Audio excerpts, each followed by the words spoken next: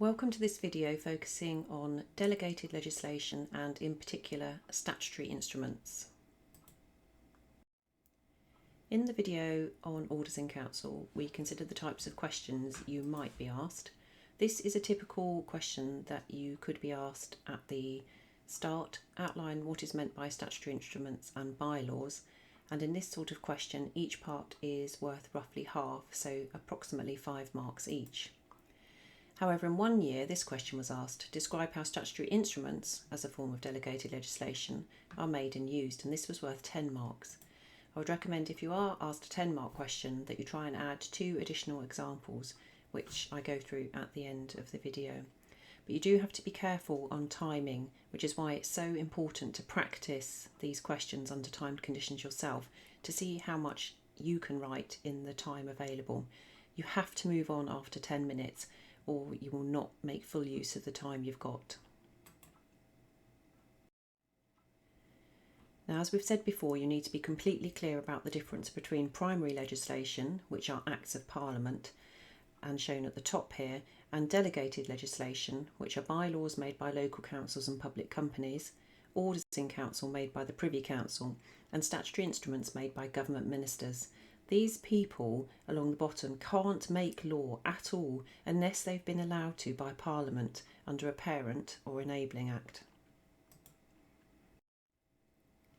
The key to a good answer is to define the type of delegated legislation, make sure that you say it's made under the authority of a parent act, and give examples. The examples used in this video are not the only ones that can be used, and you may have other ones which you can use as long as you make sure you state the Parent Act and you are clear what the delegated legislation is.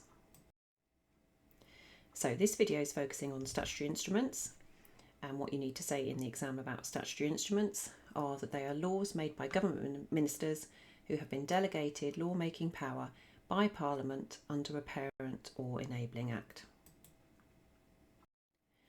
Then some facts about statutory instruments to include are that they're also known as regulations or orders. They apply nationally, they are enforceable in the courts, and over 3,000 of them are made every year. Government ministers make laws in their own area of responsibility. So the Minister for Transport makes statutory instruments about transport matters. The Education Minister makes statutory instruments about education, and so on. But they're not drafted by the government ministers themselves. They're drafted by civil servants who are employed by the government departments. Interested parties or other experts can be consulted on their contents to make sure that they get them right. Before they actually become law, they are laid before Parliament and have to be approved either through the negative or the positive resolution procedure.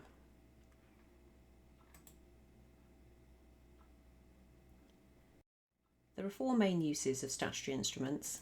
They're used to add detail to an Act of Parliament, to change financial limits, to update a law, or to bring a law into force, which is also called commencement. The first one is adding detail to an Act of Parliament. So, for example, acts like the Health and Safety at Work Act 1974 are framework acts that set out the general duties owed to employees, but then lots of the detail is contained in statutory instruments like the manual handling regulations, which deal with things like lifting and putting heavy things down. Statutory instruments are also used to change financial limits in a much easier way than making a new Act of Parliament. So every year the national minimum wage is increased under the authority of the National Minimum Wage Act 1998, and it's done using the National Minimum Wage Regulations, which changes the rate of the minimum wage. Now those 2 examples should be sufficient for your 5-mark question. If you're going on to try and get 10 marks, you may wish to put the examples for updating a law. The Dangerous Dogs Act 1991 allowed the Home Secretary to add more breeds of dangerous dog to the Act if it was later thought necessary, and very shortly after the Act was passed they did decide that they wanted to add 2 further breeds of dog. So instead of having to pass a whole new Act of Parliament, they just passed the Dangerous Dogs Order of 1991. And lastly, an example of bringing an act into force, you can still use the Dangerous Dogs Law as your example here. So to bring the actual law into force, they use the Dangerous Dogs Act 1991 Commencement Order, also of 1991, and that's an example of how statutory instruments can be used to bring laws into force. So the last thing to do is to review your notes and then try under time conditions describing statutory instruments in either 5 or 10 minutes to make sure that you can get down the key information.